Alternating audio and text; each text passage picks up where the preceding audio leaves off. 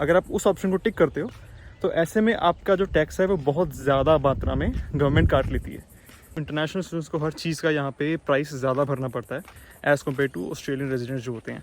आपका अभी अगर आप जो इनकम रिसीव कर रहे हो उसका टैक्स ज़्यादा कट रहा है बाई चांस, तो आप क्या कर सकते हो। तो गाइस एज इंटरनेशनल स्टूडेंट हमारे पास वैसे ही यहाँ पे काम करने की लिमिटेशन जो होती हैं वो थोड़ी ज़्यादा होती हैं।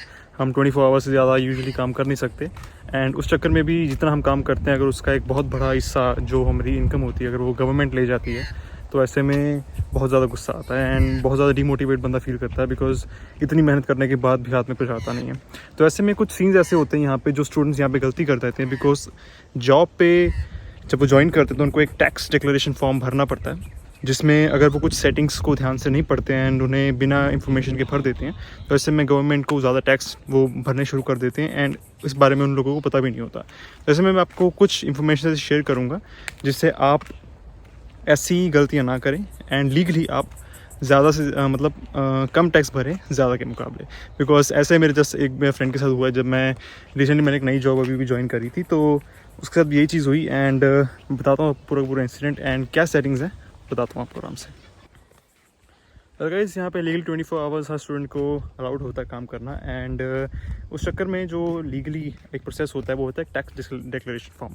तो ऐसे में उसमें आपकी काफ़ी सारी इन्फॉर्मेशन डिस्क्लोज होती है कि आप कहाँ रहते हो, आपका फ़ोन नंबर वगैरह, आपकी ईमेल आईडी वगैरह, आपके जो पर्सनल डिटेल्स वो सारी उसमें आती हैं एंड कुछ एक ऐसा हिस्सा होता है उसमें जहाँ पे आपको टैक्स जो आप रिसीव करोगे गवर्नमेंट से उसमें कुछ ऐसी सेटिंग्स होती हैं जो हर बार एक स्टूडेंट गलत कर देता है। मैं आपको बताता हूँ कि ऐसी सेटिंग्स में आपको करना क्या है। सबसे पहले दोस्तों आपको बताता हूँ कि इस चीज़ को अगर आप गलत करते हैं तो होता क्या है।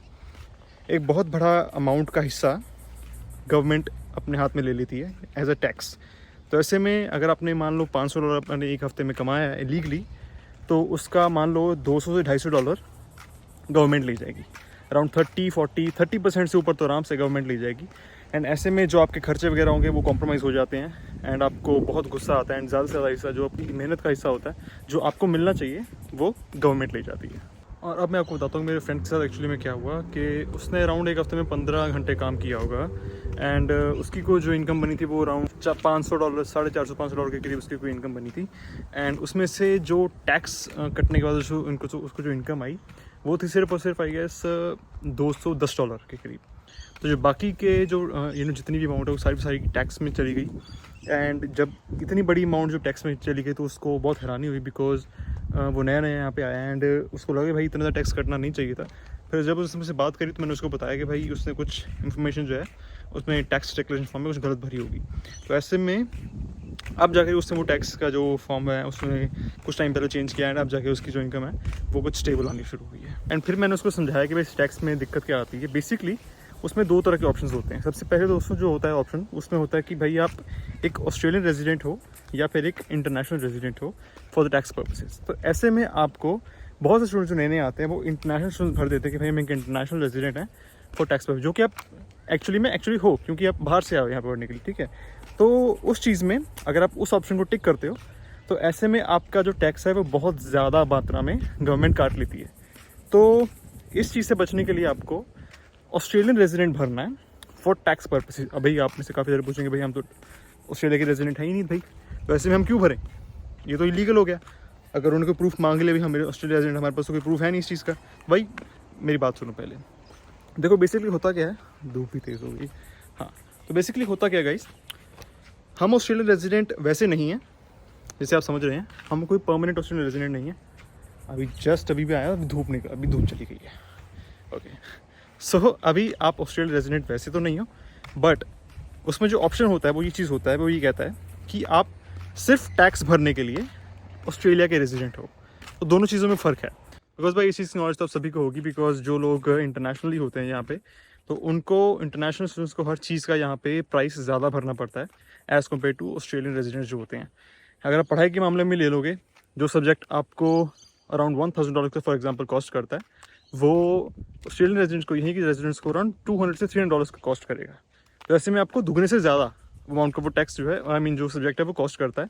तो ऐसे ही टैक्स सिस्टम में भी होता है। जो ऑस्ट्रेलियन रेजिडेंट है वो यहाँ पे कम टैक्स भरते हैं एंड जो इंटरनेशनल रेजिडेंट्स हैं वो यहाँ पे ज़्यादा टैक्स भरते हैं। तो ऐसे में गाइस आपको क्या करना है, आपको पहला ऑप्शन सेलेक्ट करना है कि मैं ऑस्ट्रेलियन रेजिडेंट हूँ फॉर टैक्स पर्पसेस।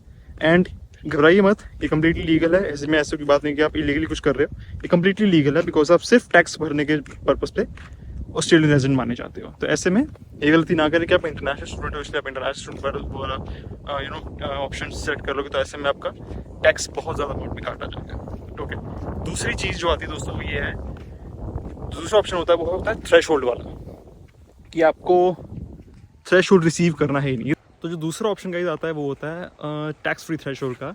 उसमें आपसे पूछा जाएगा कि अगर आप अपने जो पेयर है, आपको जो पे कर रहा है, उससे आप टैक्स फ्री थ्रेशोल्ड रिसीव करना चाहते हो या नहीं। तो ऐसे में आपको ये स्टिक करना है, नो नहीं कर देना। और मैं आपको मतलब बता दूँ इसका होता क्या एक्चुअली में। इसका मतलब गाइस ये होता है कि अगर आप एक ऑस्ट्रेलियन रेजिडेंट हो टैक्स पर्पसेस के लिए, तो उस मामले में आपके जो पूरे 1 साल की इनकम है उसमें से जो पहले $18,200 होंगे, जो एक पूरे साल की इनकम है उसमें से जो पहले $18,200 होंगे उस पर कोई टैक्स नहीं लगेगा। मैं आपको इजी तरीके में समझाता हूँ। अगर आप एक हफ्ते में $350 कमाते हैं, ठीक है, अगर आप एक हफ्ते में $350 कमाते हैं तो उस पर आपको कोई टैक्स नहीं भरना पड़ेगा। अगर आपकी इनकम $350 है, वैसे इतनी इनकम होती नहीं है, अगर इतनी है तो उस पर कोई टैक्स नहीं लगेगा। उस हिसाब से अगर आपकी इनकम 2 हफ्ते में मतलब यहाँ फोर्टनाइट जो हम गिनते हैं कि आप 48 आवर्स फोर्टनाइट काम कर सकते हैं, तो ऐसे में अगर आपकी $700 इनकम फोर्टनाइट है, 2 हफ्ते की है, तो उस पर कोई टैक्स नहीं लगेगा, आपको फ्री है बिल्कुल, आप उतनी रख सकते हो। तो ऐसे में जब ये इनकम इस मिनिमम अमाउंट से थोड़ी सी ऊपर जाती है तो उतना ही अमाउंट का टैक्स कटता है। अगर थोड़ी सी ऊपर गई थोड़ा टैक्स कटेगा, थोड़ी सी ऊपर गई थोड़ा और टैक्स कटेगा। तो ऐसे में एक लेवल से टैक्स कटना शुरू हो जाता है, ठीक है।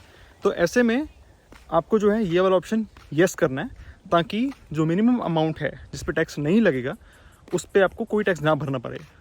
अगर आपने ये चीज़ नो कर दी एंड अपने इंटरनेशनल स्टूडेंट वाला जो ऑप्शन है वो क्लिक कर दिया, तो ऐसे में वो जो मिनिमम अमाउंट भी है उस पर टैक्स लगना शुरू हो जाएगा। एंड ऐसे में आपको उससे भी ज़्यादा अमाउंट कम आनी शुरू हो जाएगी। तो ये चीज़ आप बहुत ध्यान में रखें कि आप इन दोनों ऑप्शन में से ठीक वाले ऑप्शन चूज़ करें, तो आपका जो टैक्स है वो उतना ज़्यादा नहीं कटेगा। एंड वही चीज़ हुई गाइस कि अगर बाई चांस अगर आप जो इनकम रिसीव कर रहे हो उसका टैक्स ज़्यादा कट रहा है बाई चांस, तो आप क्या कर सकते हो, अपने जो अगर आपको जो मैनेजर है, कोई भी एम्प्लॉयर है, कोई भी जो भी आपको आपका बॉस है, जो मैनेजर है, उससे आप बात करेंगे भाई मेरा टैक्स ज़्यादा कट रहा है एंड मुझे वो जो टैक्स डिक्लेरेशन का फॉर्म है मुझे दोबारा सबमिट करना है। तो ऐसे में ये लीगली आपके पास राइट है कि आप उसे दोबारा चेंज कर सकते हैं, सेटिंग्स आप दोबारा चेंज कर सकते हैं। अपने मैनेजर से, अपने सुपरवाइजर से जाकर बात करें कि भाई मुझे अपने टैक्स डिक्लेरेशन फॉर्म में कुछ चेंजेस करने हैं, मेरा टैक्स ज़्यादा कट रहा है एंड इतना नहीं कटना चाहिए लीगली। स्टूडेंट, क्योंकि आप स्टूडेंट हो भाई, काम वैसे भी यहाँ पे टाइम कम है आपके पास काम करने का, एंड उसमें से भी अगर आपका ज़्यादा सारा टैक्स कटता रहेगा तो काम करने का मन करता नहीं है, खर्चे पूरे नहीं होते यहाँ पर, बिकॉज यहाँ खर्चे बहुत ज़्यादा होते हैं। तो ऐसे में आपके पास पूरा राइट है कि आप वो टैक्स डिक्लेरेशन फॉर्म को चेंज कर सकते हैं। मेरे फ्रेंड के साथ यही हुआ, उसने अराउंड तीसरी बार ये चीज़ करी है, बिकॉज 2 बार तो उसने करा, उन्होंने उनकी कंपनी ने कोई एक्शन लिया ही नहीं। एंड फिर तीसरी बार उसने एक्शन लिया, तब जाकर उनका जो फॉर्म है वो सबमिट हुआ। ऐसा कई बार ऐसा होता नहीं वैसे तो, कि दूसरी तीसरी बार करना जरूरत पड़ जाए, बट कई बार कुछ कंपनी के आलसी एम्प्लॉयज़ होते हैं, वो काम नहीं करते हैं। तो ऐसे में आपके पास पूरा लीगली राइट है कि आप इस चीज़ को चेंज कर सकते हैं। कल आई होप गाइस कि आपको इस इन्फॉर्मेशन से कुछ ना कुछ हासिल हुआ होगा, बिकॉज एक बहुत ज़रूरी इन्फॉर्मेशन है।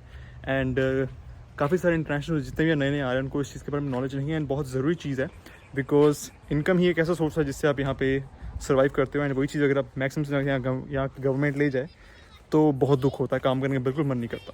तो ऐसे में आई होप कि आपको इस वीडियो से कुछ नॉलेज मिली होगी। अगर आपको मिली है तो इस वीडियो को लाइक करो। कुछ और अगर फ्रेंड्स हैं वो ऑस्ट्रेलिया आने का सोच रहे हैं एंड ये वीडियो उनके लिए अगर इन्फॉर्मेशन वैल्यूएबल होगी तो आप उनको ये शेयर करो फटाफट से, बिकॉज ये इन्फॉर्मेशन सभी के पास पहुँचनी ज़रूरी है। एंड ये गलती मैं चाहता हूँ कि आप लोग ना करें जो मेरे फ्रेंड ने करी।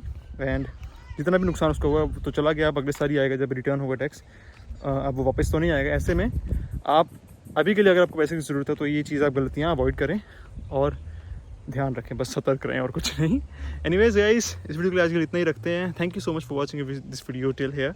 अगर आपको पसंद हो इस वीडियो को लाइक करो, एंड अगर आप चैनल पर नहीं हो भाई सब्सक्राइब करो, ऐसी वीडियोज़ मैं आपके लिए लाता रहता हूँ। Until then take care, good bye and have a good one.